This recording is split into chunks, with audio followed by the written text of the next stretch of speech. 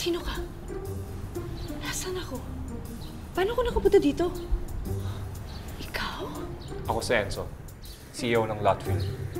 Hinimatay ka kagabi sa director's office, kaya dinala kita dito.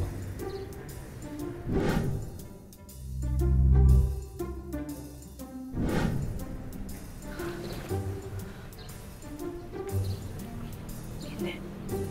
Nakita kita kagabi. Umiikot-ikot ka.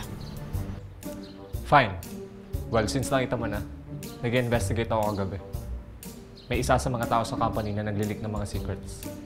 So naghahanap ako ng evidence kagabi. Mahirap naman gawin yun sa daytime, di ba? Nagulat nga ako sa'yo. Nagtatrabaho lang naman ako, sir. Pero gets ko naman na po. So, wala na lang po akong alam. Sige, mauna na po ako, ha? Wait. Pero dahil alam mo na sikreto ko, alam mo na mangyayari. Po? Sir, huwag niyo po ako papatayin. Sir, wag. Sir, wala talaga akong alam. Promise, sir, wala talaga akong alam. Or kaya knockoutin mo na lang kaya ako para magka-amnesia ako. Ano ka ba? Di ako ganun. Actually, ipapromote kita bilang personal assistant. Pero, sir, cleaner lang po ako. Double your salary. Okay.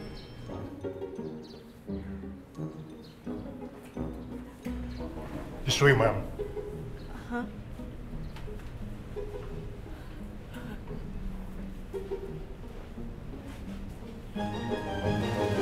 Second memo mo na, bawal ka ng mali, ha? This is Michi, my new assistant. From now on, if you need anything from me, report to her first. Hi. Lily, ikaw na bahala sa kanya. Yes, sir. Hi. Michi, right? Come on, let me tour you around. Here. Di ba pang naman na yun? Gaano naman kaya siya katagal dito? Ibang klase din tong mga assistant ni boss, no? Magaling pumili. Siguro, iba din to. Kaya nga.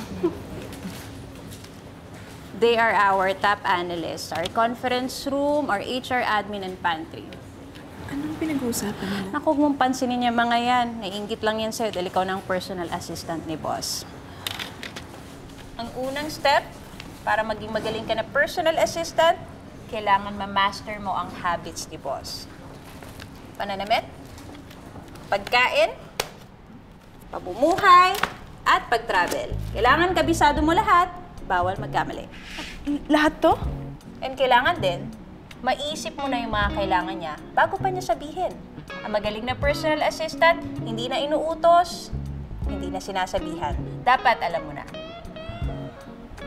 And pangatlo, dapat with total dedication. Kailangan protektahan mo si boss physically. Kung kailangan mong sumalo ng bala, gawin. Pati sa pagsalo ng bala? Ay, taas na yung sweldo ko. Bukas testingin kita.